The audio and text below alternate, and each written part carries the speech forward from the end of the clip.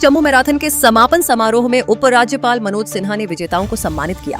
उन्होंने कहा कि यह आयोजन आने वाले समय में पर्यटन, खेल और स्थानीय अर्थव्यवस्था को नई रफ्तार देगा। मन की बात के 132वें एपिसोड में प्रधानमंत्री नरेंद्र मोदी ने जम्मू कश्मीर के लोगों के खेलों के प्रति बढ़ते जुनून की सराहना की। उन्होंने कहा कि J&K अब बड़े खेल आयोजनों का उभरता केंद्र बन रहा है। लगातार बारिश के बावजूद जम्मू का पहला इंटरनेशनल मैराथन शानदार अंदाज में आयोजित हुआ। मुख्यमंत्री उमर अब्दुल्ला ने इसे हरी झंडी दिखाई और खुद भी दौड़ में हिस्सा लेकर फिटनेस का संदेश दिया। जम्मू मैराथन में अभिनेता और फिटनेस आइकॉन मिलिंद सोमन ने 21 किलोमीटर दौड़ पूरी की। उन्होंने कहा कि यह अनुभव बेहद मजेदार रहा और लोगों में फिटनेस को लेकर शानदार उत्साह दिखा। जम्मू हाफ मैराथन पर मंत्री सतीश शर्मा ने कहा कि ऐसे आयोजन पर्यटन को बढ़ावा देंगे, साथ ही भाईचारे, स्वास्थ्य और फिटनेस का मजबूत संदेश भी समाज तक पहुंचेगा। पुलवामा के बोनेरा ट्यूलिप गार्डन का उद्घाटन किया गया। CSIRIIIM ने 4 साल में स्वदेशी ट्यूलिप बल्ब उत्पादन को 20,000 से बढ़ाकर 1.3 लाख से अधिक कर दिया है। भारत के मुख्य न्यायाधीश जस्टिस सूर्यकांत ने लेह में आयोजित मेगा कैंप और जागरूकता कार्यक्रम में हिस्सा लिया। कार्यक्रम का उद्देश्य जनजातीय समुदायों को कानूनी सेवाओं और अधिकारों से सशक्त बनाना रहा। कश्मीर में वेस्टर्न डिस्टर्बेंस का असर तेज होने वाला है। मौसम विभाग के अनुसार 31 मार्च तक मध्यम से भारी बारिश, गरज चमक और ऊंचाई वाले इलाकों में भारी बर्फबारी की संभावना है। फोहार सकरास इलाके के लोगों ने LG प्रशासन और जम्मू कश्मीर सरकार से जल्द समाधान की मांग की है।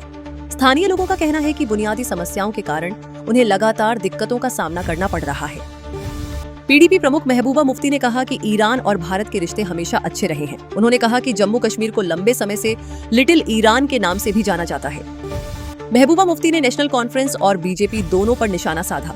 उन्होंने कहा कि जनता को दोनों दलों से उम्मीदें थीं, लेकिन दोनों ही लोगों की समस्याएं हल करने में नाकाम रहे। कांग्रेस नेता गुलाम अहमद मीर ने कहा कि कश्मीर के हालात हमेशा संवेदनशील रहे हैं। उन्होंने सवाल उठाया कि पहली बार किसी निर्वाचित प्रतिनिधि को सुरक्षा से वंचित क्यों किया गया। मन की बात में प्रधानमंत्री मोदी द्वारा जम्मू कश्मीर क्रिकेट टीम की तारीफ किए जाने पर विकेटकीपर कन्हैया वाधवान ने खुशी जताई।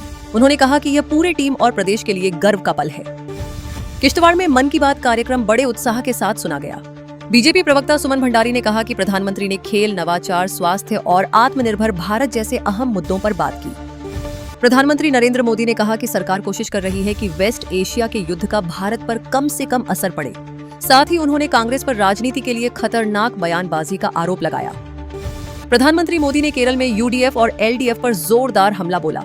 उन्होंने कहा कि दोनों गठबंधन दशकों से भ्रष्टाचार और राजनीतिक अवसरवाद की राजनीति करते आए हैं। कांग्रेस अध्यक्ष मल्लिकार्जुन खड़गे ने असम चुनाव से पहले पार्टी की 5 गारंटी का ऐलान किया।